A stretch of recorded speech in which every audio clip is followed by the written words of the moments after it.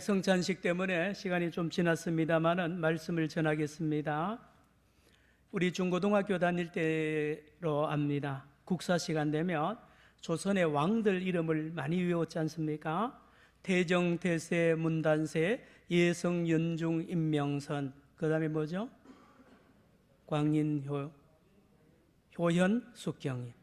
야, 우리 어른들도 아직도 외우고 계시네요. 예.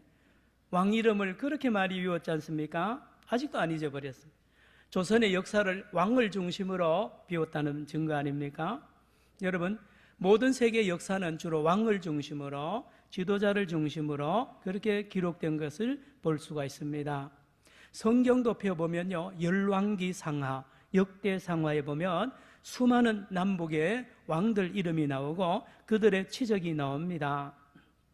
예, 어진 왕이 등장을 하면 백성들의 삶은 태평성대를 가져온다고 그렇게 믿고 그런 모습을 보게 됩니다. 중국에는 요순시대, 요임금과 순임금 때에 그렇게 태평성대를 누렸다 그러죠. 여러분, 이스라엘도 그런 데가 있습니다. 다윗왕 시대입니다. 다윗왕. 이스라엘 백성들이 지금도 못 잊어서 이스라엘의 국기를, 나라가 재건되었을 때에 국기를 만드는데 한가운데 보면 다윗의 방패를 그려놨어요. 다윗의 별이라고 하는데 다윗의 방패가 맞습니다. 다윗입니다. 꿈에도 잊지 못한 다윗왕. 그래서 이스라엘 백성은 지금까지도 다윗왕과 같은 지도자 메시아를 지금도 기다리고 있습니다. 지금도요.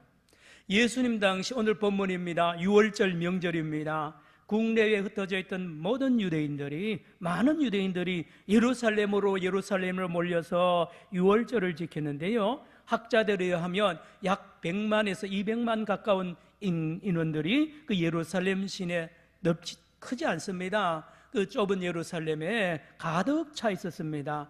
그러면서 한 사람을 기다립니다. 저 멀리 나사렛에서 온 랍비 예수를 기다리는데 그가 메시아라는 소문이 예루살렘에 가득했습니다. 드디어 예수님이 오시는데 온 무리들이 손에 종려나무 가지를 흔들면서 이렇게 외칩니다. 오늘 본문 9절 같이 읽을까요?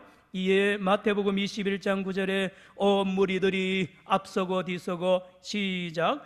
앞에서 가고 뒤에서 따는 무리가 소리 높여 이르되 호산나 다윗의 자손이여 찬송하리로다. 주의 이름으로 오시는 이여 가장 높은 곳에서 호산나 하더라. 시편의 말씀인데요, 메시아가 올 때 부르는 노래입니다. 메시아가 올 때에 부르는 노래, 찬송입니다. 드디어 예수님이 메시아로 믿어지고 호산나 영접하는 모습, 말씀드린 대로 예루살렘은 용광로와 같이 뜨겁습니다.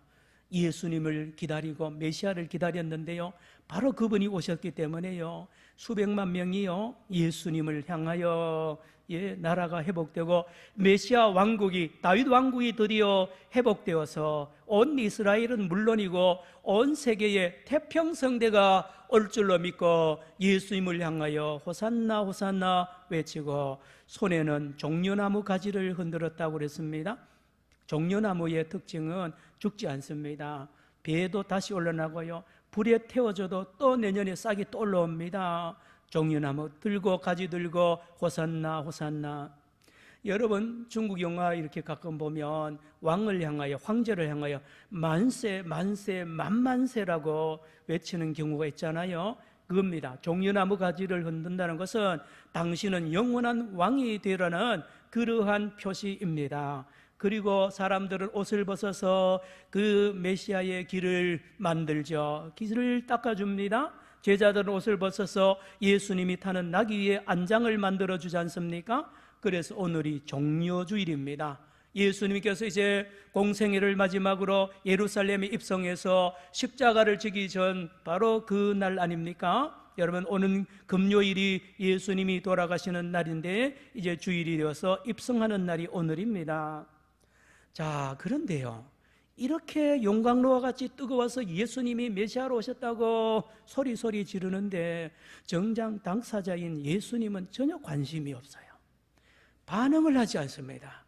내가 메시아라고 하면 손을 흔들고 같이 내가 맞다, 내가 그 사람이라고 장단을 맞춰야 되는데 예수님은 그들에게 눈길도 주지 않습니다. 마음도 주지 않습니다. 행동하는 게 수상합니다. 수상해요. 예, 낙이 새끼를 탄 게 벌써 수상하고요. 예, 한마디도 말하지 않습니다. 그리고 요한복음 12장 36절에 보면 예수님이 예루살렘 성에 들어가서 숨어버립니다. 흔적도 없이 사라지는 거 있잖아요. 어떻게 메시아가 왕이 그렇게 되면 됩니까? 예? 여러분 잘 생각해 봅시다. 저렇게 소리 지르고 그렇게 호산나 하던 사람들이요, 다음날 싹 돌변하잖아요. 예수를 죽여라 그러잖아요. 어떻게 이렇게 바뀔 수가 있나요? 여러분, 그 호산나 소리 지르고요, 왕이 오셨다고 하는 그 많은 사람들이 바라는 메시아는 가짜입니다. 가짜. 어떤 메시아입니까? 그들이 기다리던 메시아요, 이스라엘 백성들 중심으로, 예루살렘을 중심으로 전 세계를 통치하는 얼마나 이기적인 메시아를 기다렸다는 것 아닙니까? 유대인을 중심으로, 예루살렘을 중심으로. 그래서 시오니즘이라는 말도 여기에 나왔습니다. 시온을 중심으로 전 세계의 모든 역사와 모든 것을 설명하고 지지하며 나가는 이 이념, 시온주의, 그렇습니다. 예수님이 여기에 장단을 쳤더라면 예수님은 어느 날 한 왕으로 잠시 있다 사라지는 그런 분으로 역사에 기록될 뻔했지 않습니까? 호산나 호산나 하는 그 무리들 속에 각각 자기의 욕망이 있습니다. 자기 소원이 있습니다. 예수님이 오시면 내 소원이 이루어지고 우리 집의 소원이 이루어지고 이 나라 독립과 모든 욕구가 이루어진다는 것입니다. 그래서 예수님에게 그걸 요구했던 거죠. 그랬더니 예수님이 반응을 하지 않잖아요. 나는 그렇게 그 일을 하러 오지 않았다는 거 아닙니까? 그러나 무리들은 예수님의 그 강력한 힘과 지혜와 용기와 기적을 행하는 그 능력이면 넉넉히 이길 수 있고요. 누구를요? 로마 황제를, 빌라도를 쳐부수고요, 예루살렘을 회복하고 이스라엘을 회복시키는 대단한 예수님으로 영접했습니다. 그리고요, 탐관 오리들과 많은 악한 자들을요 처단을 하며 공정과 정의와 공의가 강물처럼 흐르는 메시아 왕국이 올 줄로 믿고 그렇게 기다렸습니다. 예, 그러려면 예수님은 낙이 새끼를 타면 안 됩니다. 백마를 타고 들어와야 됩니다. 백마. 여러분이 전쟁 영화를 보면 장수나 왕이 백마를 타고 착 들어서고요, 옆에 군인들이 호위를 하고요, 빵빠레를 울리면서 화려하게 등장을 해야 되는데 세상에 예수님은 낙이 새끼를 타고 온단 말이에요. 낙이 새끼를. 전에 한번 말씀드렸는데 낙이나 말은 교통수단이죠. 그때 말입니다. 비유로 말하면 낙이 새끼는 어린 아기가 타는 교통수단입니다. 세발 자전거와 같은 거예요. 지금도 대통령이 쫙 움직이면 리무진이 쫙 가고요, 경호차들이 쫙 깔리고요, 그러잖아요. 그런데 예수님은요, 세발 자전거를 타고 이렇게 들어오시는 거예요. 낙이 새끼를 타고. 전혀 어울리지 않아요. 그러나 스가랴 9장 9절, 오늘 본문 5절 한번 볼까요? 여러분, 메시아는 어떻게 오느냐? 예, 낙이 새끼를 타고 오신다고 말씀하잖아요. 시작. 시온 딸에게 이르기를 내 왕이 내게 임하나니 그는 겸손하여 낙이 곧 멍에 매는 짐승의 새끼를 탔도다 하라 하였는지라. 그렇죠? 예수님은 이 예언대로 낙이 새끼를 타고 입장을 하셨습니다. 맞습니다. 동서고금을 막론하고 백성들의 삶은 그 왕과 대통령과 지도자에게 절대적인 영향을 받게 되어 있습니다. 그가 행정과 모든 것을 살림살이를 하기 때문에요, 어떤 정책을 펴느냐에 따라서 그렇게 되는 거죠. 그래서 훌륭한 대통령이나 훌륭한 왕이나 수상이 세워지면 그 백성이 태평성대를 누리게 된다는 말씀. 오늘도 민주주의가 있는 모든 나라에서는 국회의원 선거를 하지 않습니까? 대통령 선거를 할 때 이런 지도자를 찾고 그 후보자들은 내가 바로 그 사람이라고, 나를 뽑아주면 우리 지역을, 우리 나라를 태평성대가 되도록 하겠다고 그렇게 큰 소리로 공약하는 것이 아닙니까? 자, 그런데 말입니다, 그들이 막상 취임을 하고 막상 일을 해보면 그렇죠. 그게 안 됩니다. 공약도 못 지킬 뿐만 아니라 오히려 나라를 어렵게 하는 지도자들이 얼마나 많습니까? 여러분, 히틀러 보십시오. 당대의 유럽 전체를요, 독일을 흥분의 도가니로 몰아넣지 않습니까? 그런데 그는 비참한 최후를 맞이했고요, 수많은 사람을 죽였습니다. 히틀러 말입니다. 스탈린은 더 했습니다. 푸틴도 지금 보세요.